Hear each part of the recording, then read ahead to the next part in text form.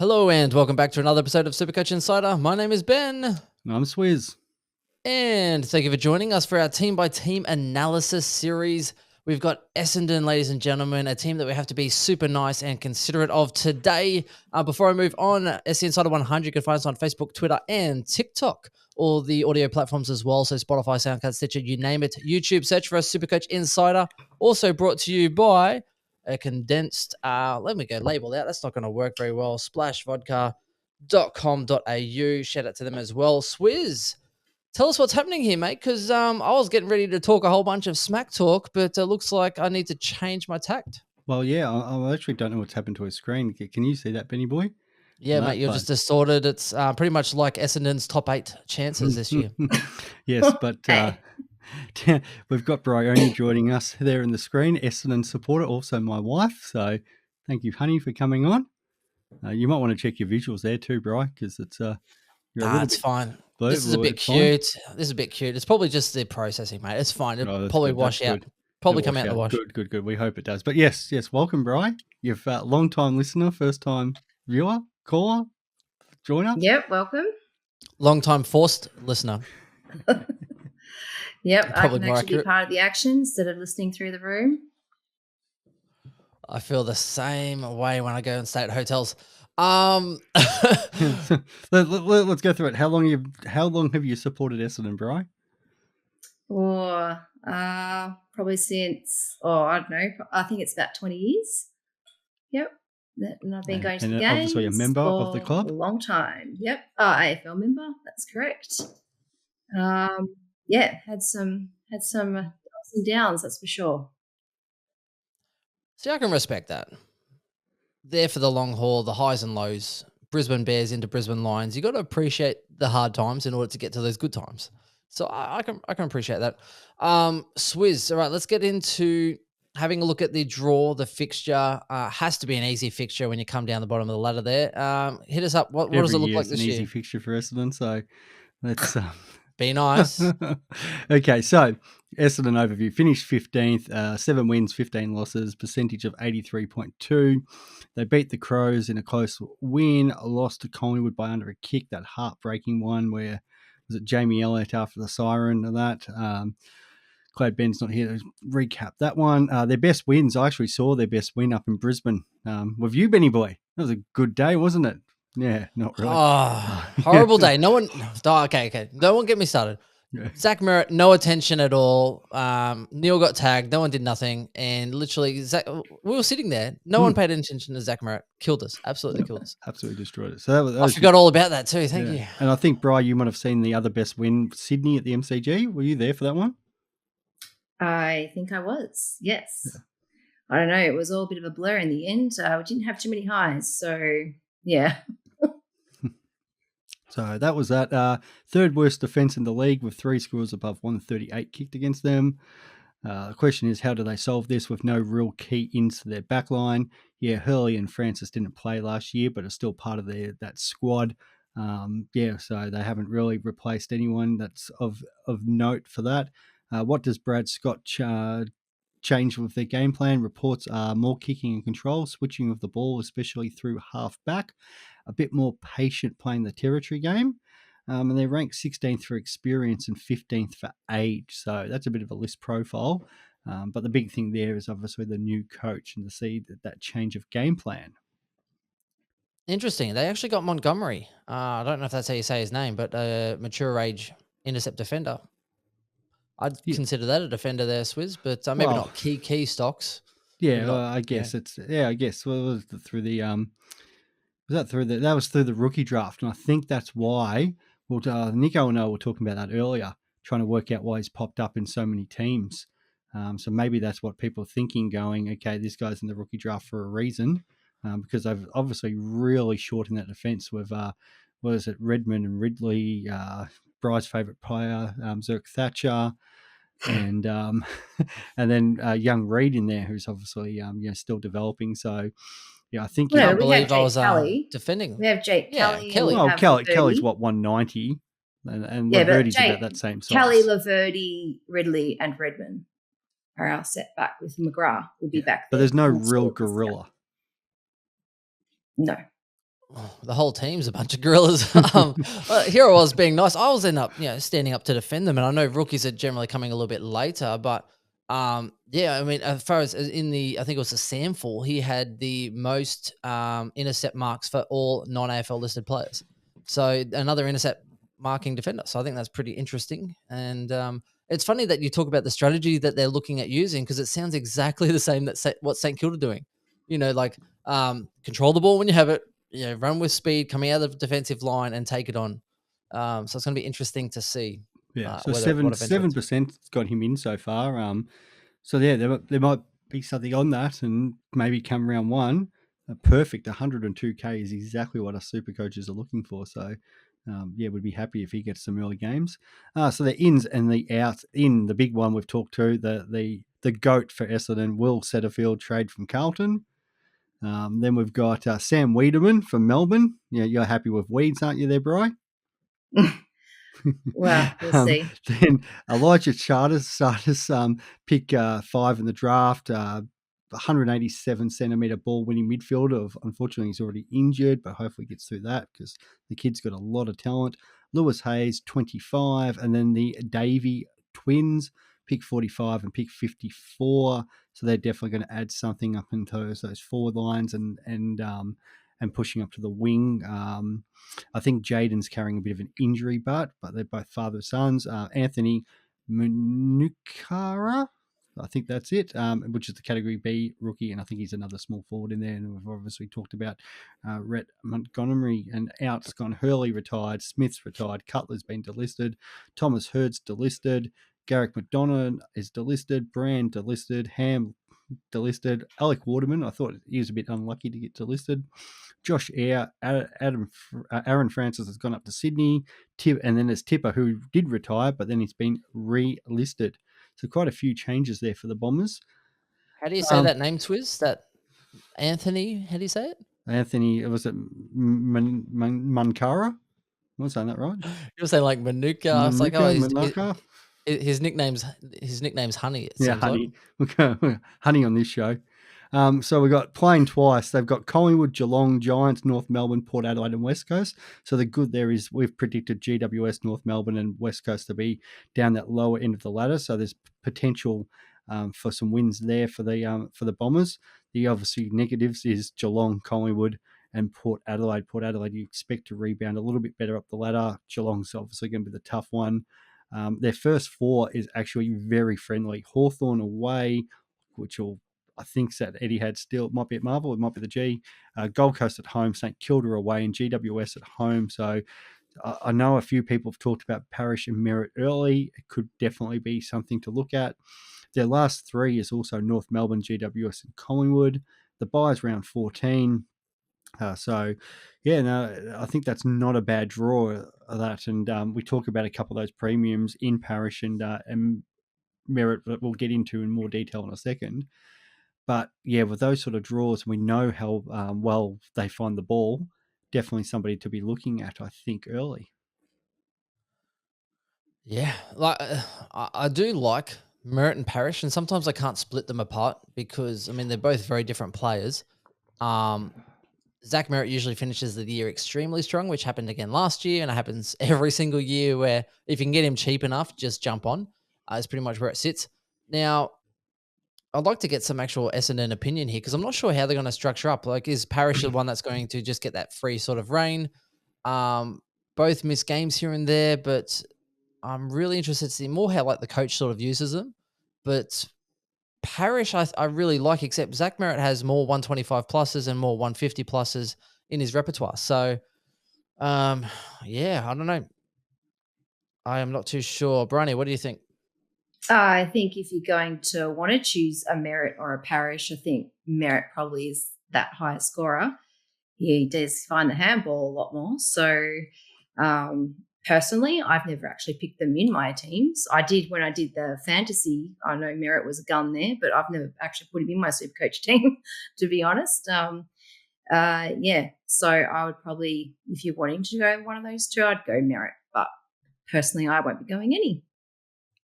Yeah, I think the reason he's also a good upgrade option is I think 32% of the time, 32% of his games he was under 100, which means that he's definitely going to be dropping some cash occasionally. So 15% of the time under 80. So you can definitely, if he gets tagged or he just has an off round occasionally, you can actually pick him up a little bit cheaper.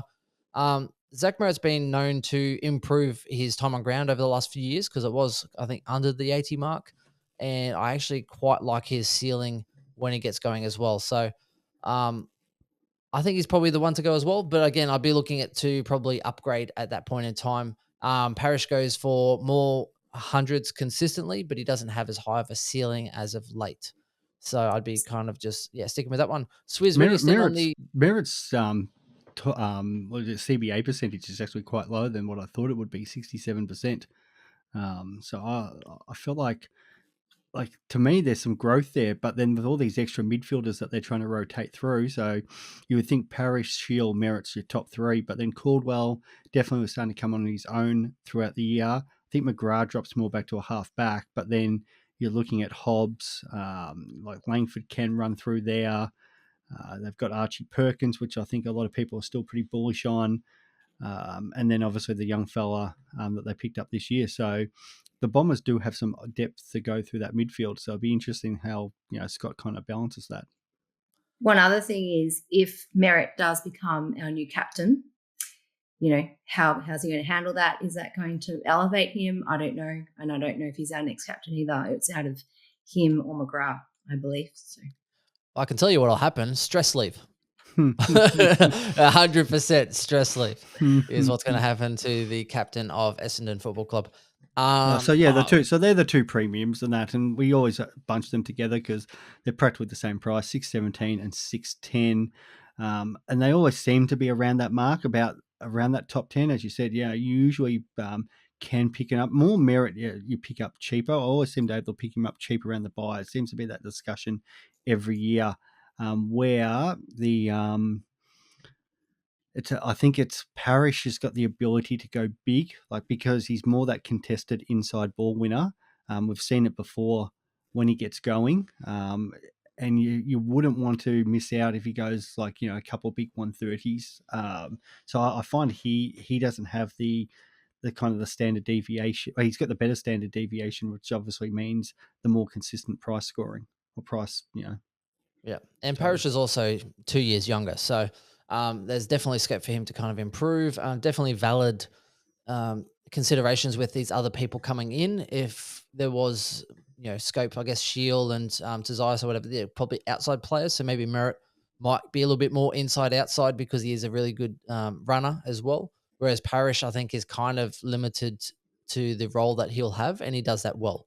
So it depends on Scott as well, because Scott's a bit of a tough nut and a bit of a hard nut from Brisbane. So I can see him possibly even just giving Parrish the keys to just be a bully and rack up contested ball. It's going to be interesting to see how they sort of use him. But Brian, what happened last year? Was it Parrish got injured in a game? Because I saw he got a 51, and I was thinking, was that the game he went off at half time or something like that, or the second quarter? Dave, I can't remember every single game inside and out, I'm afraid, unlike you. They've also got a 51 from a bad game. I'm pretty sure he must have. There was a game there where he I'm pretty sure he must have got injured around half time or something, because I think he definitely missed the next. It was against the Blues. He got 51, then didn't play the next 2 weeks. Strapped left calf quarter 1 and subbed in quarter 3. So pretty much had it half time. Strapped in quarter 1, stopped his spread, so pretty much was pretty much useless after that, after his calf was strapped. And then, 10 possessions for the whole game. So leading into that, he had 121, 113, 133, 111, 139, 109, 128, 142, and then got injured. He was on a heater. So you could actually say there's some meat on the bone for Parrish, because, you take that 51, and then when he came back, he had a 120, but then he's got 87 and 103. So obviously coming back from that injury, you're going to have a couple of down scores. We talk about, a little bit of value and sometimes these premiums, what he was compared to what he was putting up, and even at points of the year before, where I know he obviously had definitely a good run of games, especially when I think it was Anzac Day, when he went the 162 and then still pumped up 134, 152, 136 and a 166, and then that 190 at Geelong. I think maybe that he might be even his peak and might be really underestimated by the Supercoach community, and especially with that early draw. If he's that ball in that midfielder, he's the one that Scott's let him have the keys. We could be looking at maybe a 120 midfielder. Definitely underestimated. I think he was about close to 118 at one point. Hmm. And if there wasn't meat on the bone, he would be called Perish, not Perish. I do like him as a player. I kind of rated him highly previously. But again, looking at that run of quite a few games, slow start, and then kind of really got into his element after that sort of round 4 mark. So it'd be interesting to see. So working out the true average off that, taking that one into consideration. So yeah, that's the 2 premiums. Redmond, I guess we should probably even touch on, is probably on your list of someone that might be a premium. Where you want to go next? Yeah, well, I was going to go to more breakouts than that, but he's definitely something worth talking about. It's just, again, with that defense, what kind of role he plays on. He seems to, like, there was definitely a shift. Was it the year before when Ridley went down injured? Like, Ridley started the year on an absolute heater.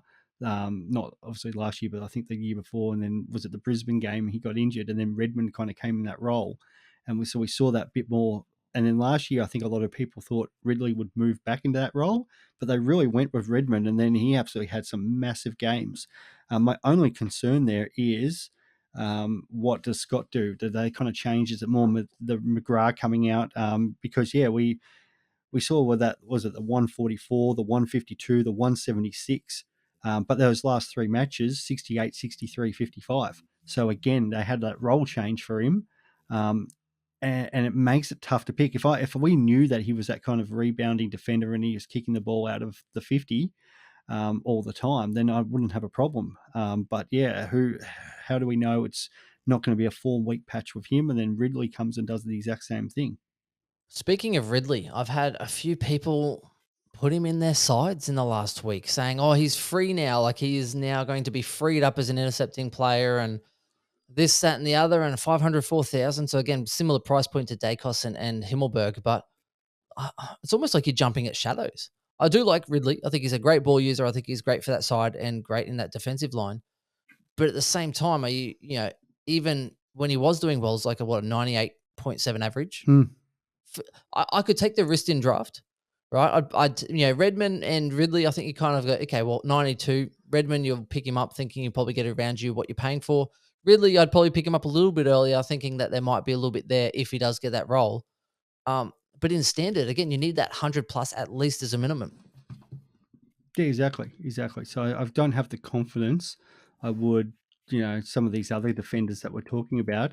And it's that whole conversation, they're in that price bracket with Dacos and Himmelberg. So I know a lot of people are looking maybe more left field, and we're talking about, is Dacos kind of too highly owned? But at the same time, there's definitely, we talk about ceilings. We love that ceiling, that middle of the year average of 106, fantastic. But yeah, what happens if he loses that role again? For Redmond's sake, and then Ridley, it's the same thing. It's like, what happens if they need Ridley to play more key defensive in some of those games? And then obviously that moves away from that intercept marking role. But I think everybody knows he can do it and thinks he will do it. But who's that extra defender? We've just talked about potentially a rookie coming in and doing it. With Zerk Thatcher's probably the gorilla, but do they actually go with him at the start? And that possibly. I want to see how their defensive setup is first. Apparently, Zerk is impressing as well. Bri, I want to get your opinion as far as A, are you a Ridley fan? And B, I have to ask this question: did you or do you like Devon Smith? I know he's not there anymore. Well, but I first really of all, yes, I am a Ridley fan. I'm a Ridley and Redmond fan. Who wins though? If they're both your children, who wins? Redmond. Oh, okay. But yeah, their roles were changed last year. So Redmond was like amazing, but then Ridley, did not thrive in that kind of change. So as Dave was saying, it will be interesting to see what Scott does. Does he bring them back so they're both really good, or does he keep their positions the same where Redmond's thriving and Ridley's still struggling? So that will be interesting. As regards to Devon Smith, We got maybe Enough said. He's gone. He's gone. You can talk. We got probably 1 year maybe from him, and that was about it. A bit disappointing. Just didn't really do much for, I guess, the price and money that we had to pay for him and everything else. I think we got probably about 1 year out of him, and that was about it. But to be honest, at least Shield's done something. At least Shield's done something, and it's okay. SC Elites is still waiting for Devon Smith to do something for him, so you're not alone. What a great You're bet. not alone. I know, it wasn't nearly like it was like $100. Wingard. I think it was like $100 or something on Devon Smith, and against Petrarca too. Couldn't have been polar opposites. So bad. Okay, so my breakouts. Backline though, Dave, would you not put McGrath in the mix at all? I mean, I think McGrath should be at the halfback line. I mean, he's in my notes coming up. So in my draft breakout, but we'll go the breakouts first. Not even a breakout. McGrath has to be part of your breakout. He's too dear for a breakout, mate. But potentially, breakout is in premium. Breakout towards a premium. It could be premium. You could see it happening. You definitely see it. It's not like he's an expensive price, but it's not like, he's in that mix. It's not like who's mid-price are breaking out to a premium. It's like who's actually capable of becoming a premium. Well, he's capable, definitely capable. I don't know if he's capable of some of the others. What's his max? 1.7, 1.8.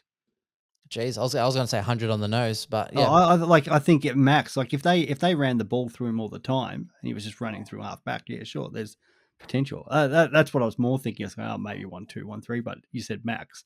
I see a world where he could go 1.7 for sure, but I'm not confident on it. Yeah, not with Redmond and Parrish and everyone else. But Ridley down there, etc. The only thing is this chip and charge, patient ball movement. Does he get on the end of that? And that's where I think there's a world where he could go 1.7. I don't think, but I'm not confident on that. But I still. And I'm also concerned. He's only played 75% of the last 3 years, so he's missed quite a few. That's the bigger issue. Yeah. Yes. Whereas Ridley's only missed 5%, so that's not a bad. Yeah, bad I still think you could potentially getting 12 to 15 points on McGrath with picking him, but again, it's that setup, and I want to see it in preseason before making the move. If he's anywhere near that midfield, I don't want to touch him. Yeah, if he's in for draft, I'm keen to pick him out at 90 plus. Yeah, he's 86.9. So if in low 90, if you kind of start to get a bit thin through that 90 range, I think there's definitely enough upside. If at 90 flat, some people might jump super early, like 95 or whatever. I'd let them take the risk at 95. Yeah. But between 90 to 95 in that range, I'd pick him up in draft. Yeah, I had him 90 to 92. Yeah, I think that's a good spot. Yeah, I'd be happy with that. All right, who's on your breakouts? Well, I just can't see this guy being a breakout because he hasn't shown the ceiling. But everybody asks about him, and that's Sammy Draper. Yeah. Good guess.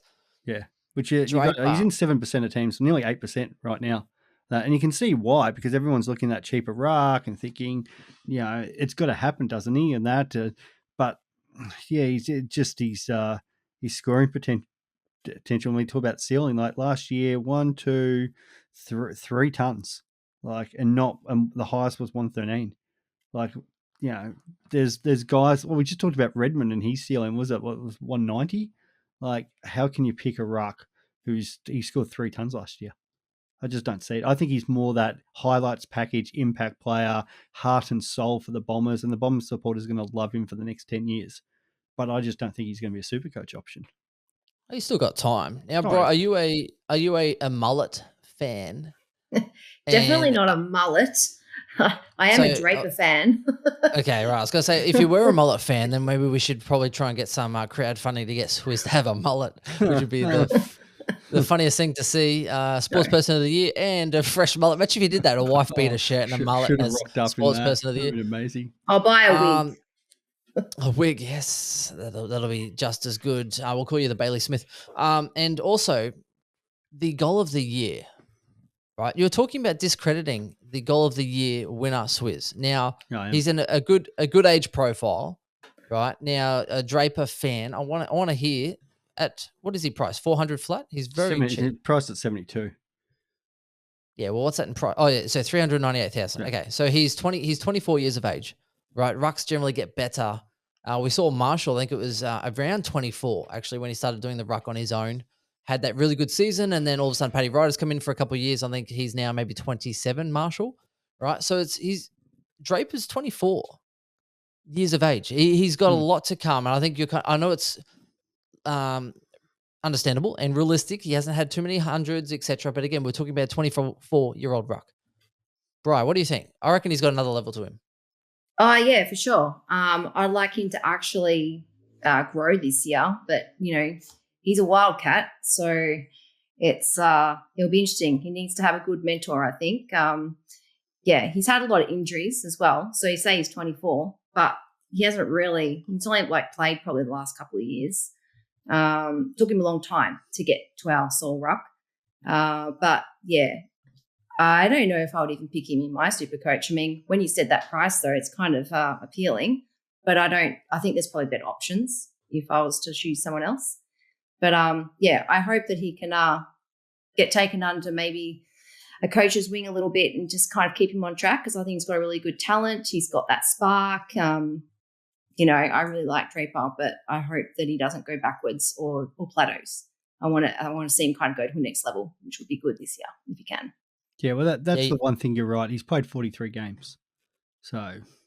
Yeah, you mentioned that he could use a mentor, but he might have to go off-site to get a mentor. That's worth having. I agree. I just think he's going to be.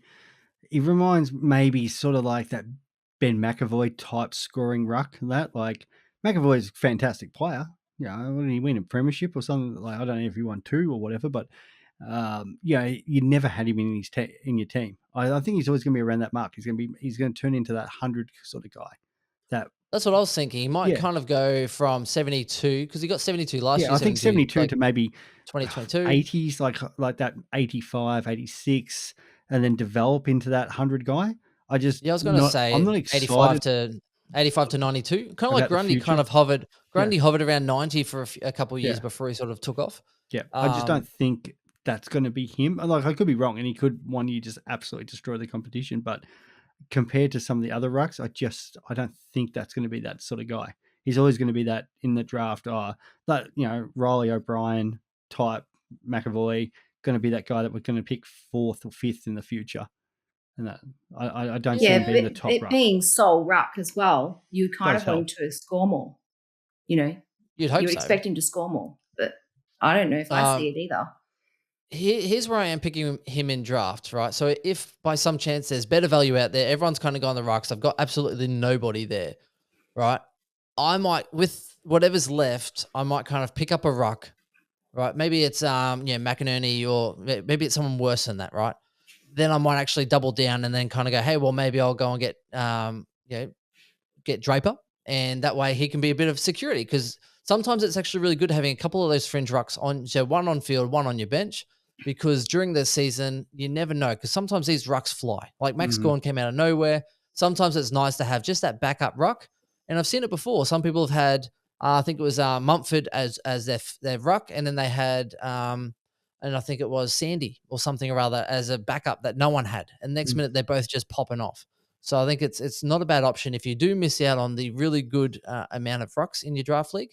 Then maybe just kind of, hey, use a bench spot and pick up someone that might actually have that potential to take the next step. Mate, this is the one that's going to get replayed throughout the year when people bloody cut and paste it and send it back to me when Draper's averaging 105 and be like, remember when you said Draper's never going to average more than 100 in his career? And yeah, I can see it burning me, but we'll go with that. All right, moving on that. It's the man, it's the myth, it's the legend, Will Setterfield. Oh, so you're going to say Nick Martin. Well, actually, he's on the list. He's actually on the list. He's way better, but yes. He's way better. But we've got to talk about Chris's man, Will.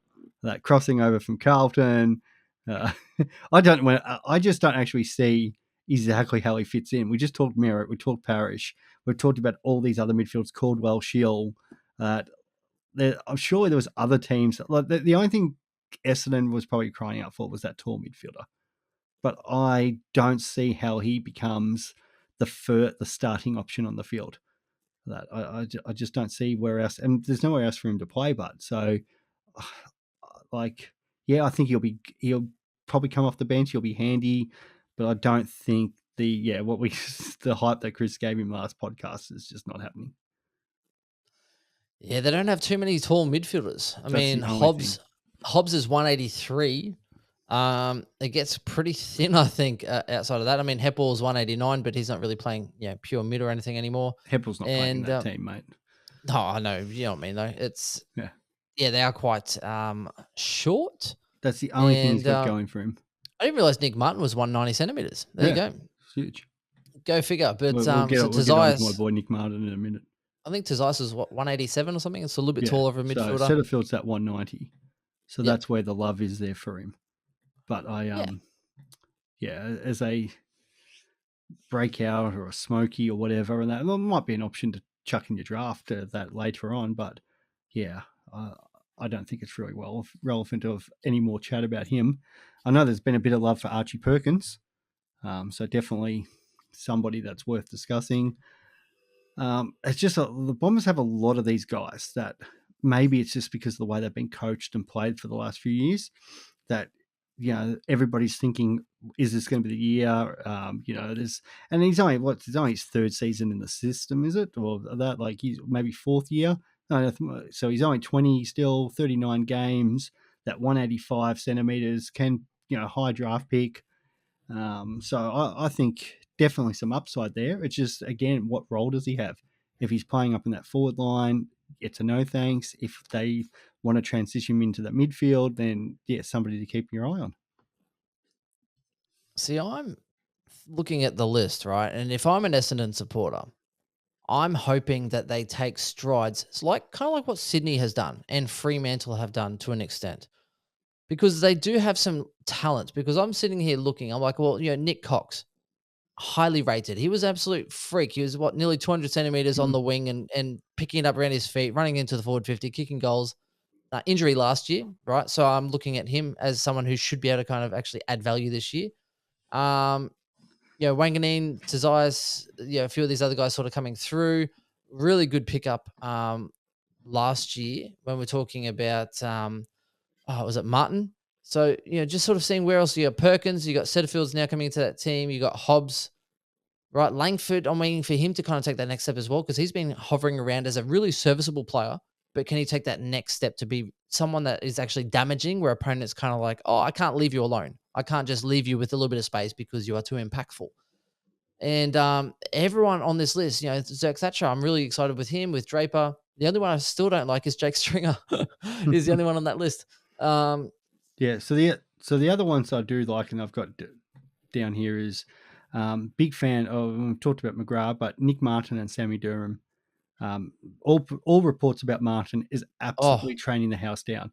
Put on 3 kilos. Yeah, departure of Cutler. So there was a wing position available, and he has been absolutely smashing it out there on the wing. So a lot of love for him. I've got a lot of love there for draft. I think definitely somebody I'm looking at picking up late. We obviously only had that first season where he came in as I don't know if it was supplement list or rookie draft or something, but it was that first game where he kicked 5 goals, mid forward. He's a bit expensive if you're looking at him at a Supercoach because he had 436k, but definitely had some scores in the 90s last year. Like a couple of those in the 100. He was an awesome rookie to own. But that 1, 2, 3, 4, 5, 6. So he's got 6 scores there of 90, and plus the 200. So 8 scores above 90 last year, plus an 88. So definitely knows how to find the ball. And if he's put on some size about him, as a wingman, you definitely want a piece of him in draft who's going to play. He's going to be forward in our Supercoach teams. The more impressive part is, so he came in, had to develop, get into the system, build your fitness because obviously when you're a full-time footballer, everything's a little bit different, right? And then you have the season, then off-season, it's just gone, next level. So not only did he put on 3 kilograms, he still won the club's 2K time trial after they came back from Christmas. So he's put on size, but also still fit enough to run out, which I think is absolutely outstanding. Because sometimes when you put on too much size, it kind of impacts your running and you start to get a bit heavier. So that's kind of the issue that some of these young players have when they come into the system. They need to get bigger to be able to be AFL ready, but then it's like, well, how do you get bigger and still be fast? And he's put on 3Ks and still won the time trial after Christmas. Outstanding. So I'm looking that way for draft. Brian, who are you looking at watching this year? Standard drafts. Well, Nick Martin is exciting because, I even had him in my Supercoach team last year, and he was a gun. So I was like, oh, that's very exciting. I don't even know if I can contemplate putting him in again, but he's training the house down and on a wing. I can't see actually Nick Cox getting in, to be honest, unless there's a spot for him, because I think Nick Martin's got his spot at this stage. Right. If they've changed his position. I mean, Nick Cox and Perkins came in there together and they're exciting. But last year, Nick Cox... I can't do it to you, Brian. So I got to keep my head out of the gutter. I was going to say maybe if Essendon buy some lube, they'll fit him in. Yeah. So sorry. But yeah, I don't know. To be honest, with Brad Scott, I don't know about any of our team, to be honest. I mean, anything can go. It can all go up from here. So I think if you're picking Essendon players for Supercoach, I think it's a bit of a gamble because no one really knows where anyone's particularly playing or their positions are being changed from last year. So, yeah, it's going to be a bit of a watch the space, I think. Yeah, I think that the two that, as I said, with Martin and Durham, they seem to have those wing roles locked up. With the most likely, you've got Hine down there. If Heppel plays, it's probably going to be half back. McGrath likely half back. You got Ridley, Redmond. So that's kind of taking formation. So the forward lines are probably a bit up in the air at the moment. A couple of injuries. What happens with the small forwards? And then do any of those sort of Langfords, Perkins, those sort of guys fit in there? So with Cox, I just have no idea of how he fits in. 200 centimetre guy, a lot of talent. But yeah, if you've got Martin at 21, mature age, he came in at mature age, and we say that not like your regular, 24, 25, but it's still a sort of 20-year-old last year. He's going to be turning 22, I think, throughout the season. Yeah, he's just going to go strength to strength, and I think he's definitely locked that one role. And I've really liked what Durham's done since coming, across from I think Richmond's VFL. He's been training really well. Probably Neil just behind Martin in the training. It just depends if they want to run him off the half back or the half forward. But I think wing's definitely looking like his role. So it's another kind of smoky there in draft because you're probably looking at him at that, maybe depending on how deep everyone's draft goes, but it's going to be one of those late rounds. I'd be happy to have him sitting on my bench with the hope that he can put 15, 20 points on with no dramas there if he's got a wing role. I have no idea who Durham is. No idea, mate. I'll look him up. Great tackler. I know who he is. Okay. I know who he is. Okay. More of a visual person because I was like, who the hell is this person? He played 20 games or whatever. I know who he is. Got long moppy hair. Yeah, right. That's it.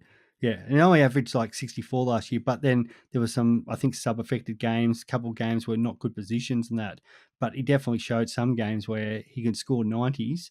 And it's because he's only a midfielder, it's definitely just a draft one because it's role dependent. If he looks like lining up on that opposite wing to Martin, then as my bench midfield spot, I'm happy to throw him on there or look at that, or he could be an interesting early waiver one. But just to keep an eye on for people, because I think he's, as I said, it's at 64. If he's playing wing, there's potential there that he could go an 80. So just somebody just as a left field to watch out for, because we know when we get to those late rounds, it's really lucky dip. So you might get to that bench spot and you go, oh yes, Durham. I've heard about him playing wing, or maybe half back. Might be worth take a punt on. Yeah, that's usually where everyone does their best work. In any draft, the first 5, maybe even 10 picks are pretty simple. And the first 5 to 10 picks don't generally win you the premiership. If you have if you run captains, then a good captain can definitely help. One that stays on the park. Outside of that, it's usually the depth that you pick because they're the 10, 15, 20 points you're picking up per player. And that's pretty much where the depth kind of comes in. And that's why I think Chris and I generally do really well in our draft leagues because once things get real, and you're picking kind of out of turn and you're looking at a lot of scope, that's where a lot of people tend to fall down. So I think that's definitely something to look at and consider. Just trying to have a look here. You got corked, I think, on round 17, off in quarter 1 in round 14. So it looks like you got injured a couple of times. Yeah, there is. Knocks. So I said that's why that 64 average is probably high 60s. And I think 80 with another year under the belt playing in the right role is now the question. So, exactly as you said, mate, we're looking for those bench spots to add 15 points. That's my baseline. If I can get 20 out of them, even better. And that's, all of a sudden, instead of my let's just say you play M6. So my M7 is already scoring maybe as good as, like, what did you get McGrath last year at, like, what, M4, M5 or something like that. So I've got a bench player scoring as well as one of your on-field, and not even just your M6, it's your M4 or 5. That's a tick for me. So that's, it's always, you're looking at those sort of players late, as you said, to win drafts, and that's where the most successful draft players do their best work. So, and even if they're late, it's risk is fine. Yeah, if they're if they're injury prone, but they have a high ceiling and high capabilities, if they put a full season together, then a bench spot's perfect, because if they don't perform or they don't look well or they get injured, you can just fob them off anyway. That's right. I think I picked up Sean Higgins once. He was one of my maybe second last player. No one rated him, and he was a forward. And Higgins came out and averaged like 100 odd and just went absolutely gangbusters, to the point where it just absolutely defines your season. And there's so many of these kind of types of players, either breakout or ones that, like, okay, well, maybe they're averaging low, they were injured, but you get to the scraps of things and it's like, okay, well, this person has averaged well before. So just put them on your bench and then roll the dice and see if it comes through.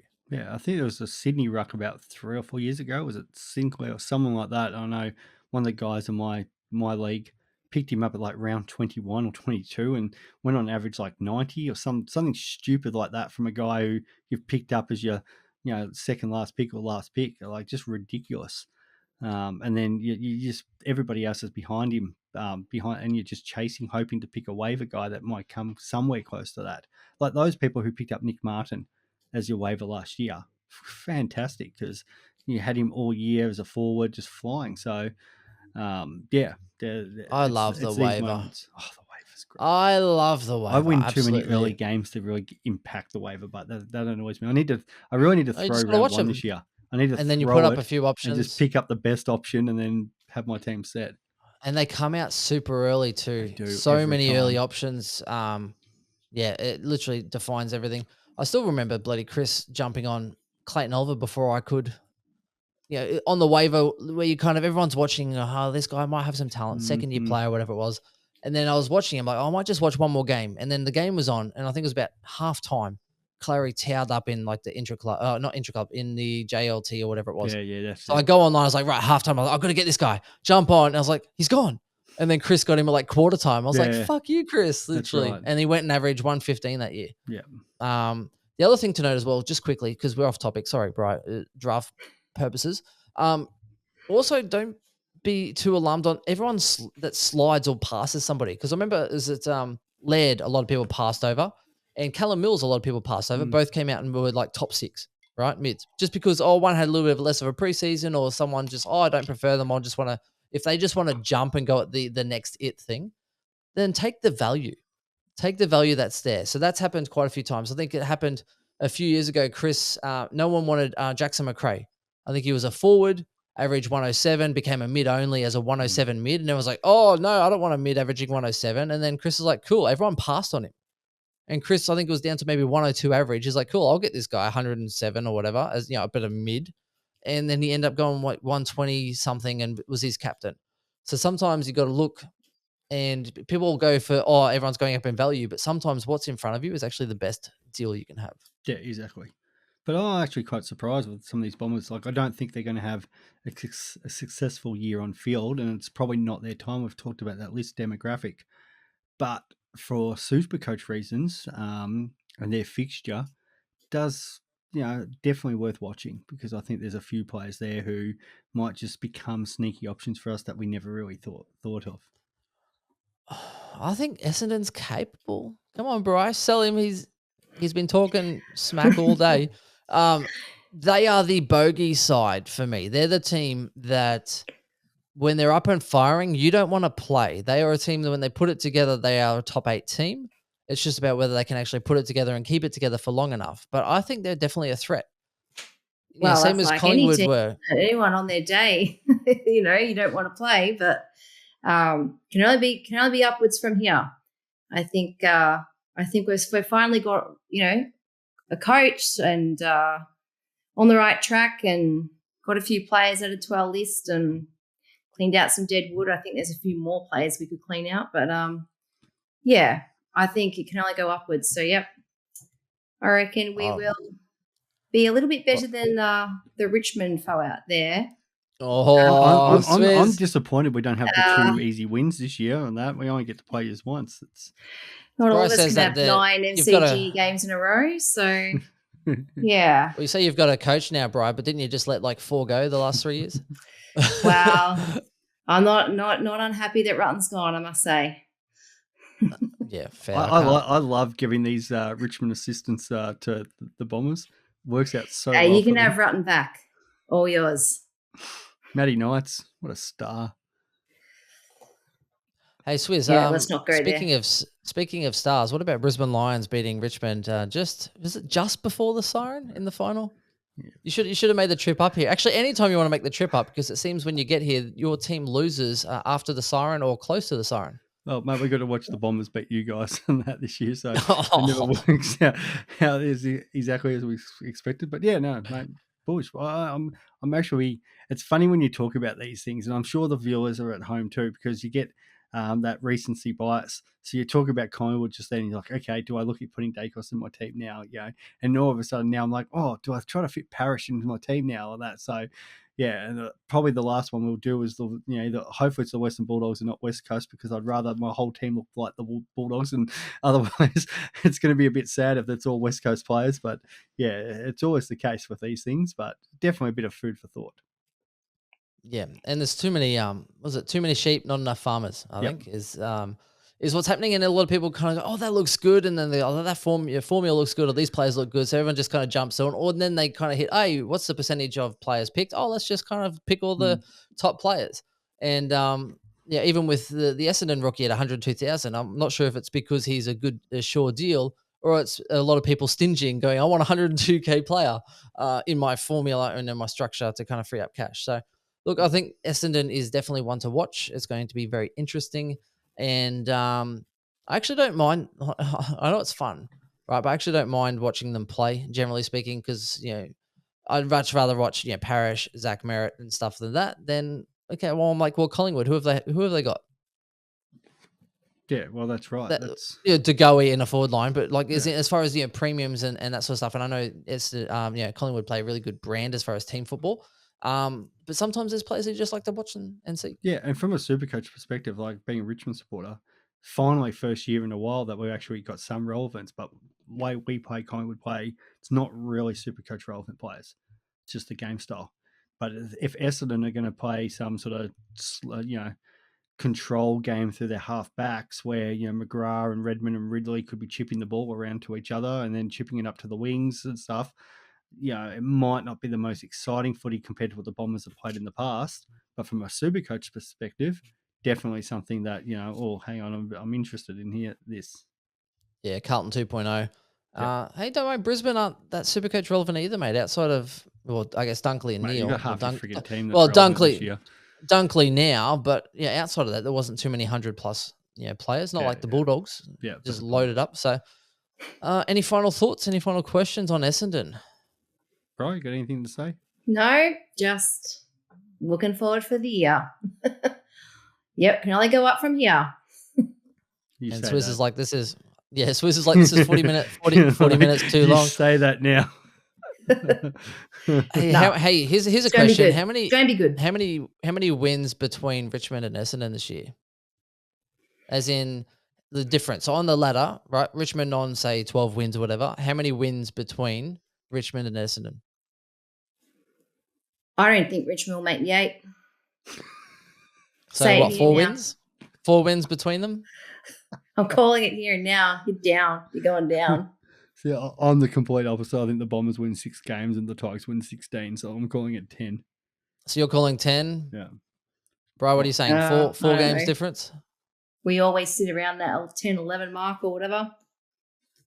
I don't know. 10, 11. So 16 really minus 11, 5? No, she's saying we're not making the 8 anyway, so she's nearly saying 0. No, I don't care about Richmond. They're irrelevant to me. There you go. There's a side bet. 5 wins difference. that's it from us. Stay tuned next time. I think it's at Fremantle Dockers. Hopefully. Oh, yeah, by the way, we didn't tell everyone. Chris, it was lovely. Chris had some really bad connection issues. If anyone heard that on the Collingwood podcast, it was just Chris and his bad Wi-Fi. So he pretty much lagged out. I was running ping of like 360. So stay tuned next time. We'll go Fremantle and we'll talk to you soon. Thanks guys. For coming on, Bri. Thanks, Go Bri. Bombers! Bye. Bye.